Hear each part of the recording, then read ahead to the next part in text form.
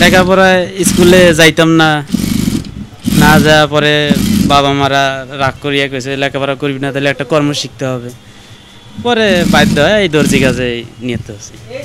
একটু টাকা পয়সা একটু ইনকাম করে জমাইতে পারছি, একটু জমি একটু বন্ধক নিতে পারছি, বাস এখন খুব ভালোভাবেই জীবনযাপন করা যাচ্ছে। কাজের চাপ মোটামুটি ভালো আছে, অন্যান্য দিনগুলোর তুলনা থেকে একটু আছে, চলার মতন আছে। সামনে ঈদের পরে একটু কম থাকে, বুঝছে, ঈদের পরে কম থাকে।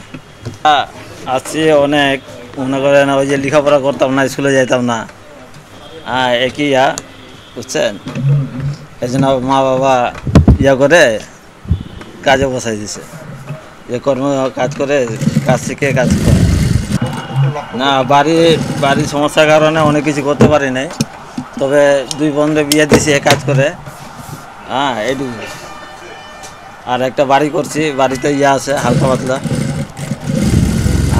জায়গা জমি আছে। ঈদে একবারে চান রাতে বা ঈদের পরের দিন যাই বা ঈদের দিন যাই, কাজের চাপের কারণে যাওয়া হয় না। খুবই ব্যস্ততার মধ্যে যাচ্ছে, মানে কাজের চাপ প্রচুর এবারে যাচ্ছে আর কি, ভালোই যাচ্ছে।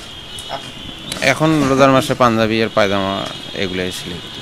তো কারিগর সমস্যা, কারিগর সংকট, এই কাজে এখন আর নতুন করে লোকজন আসতে চায় না।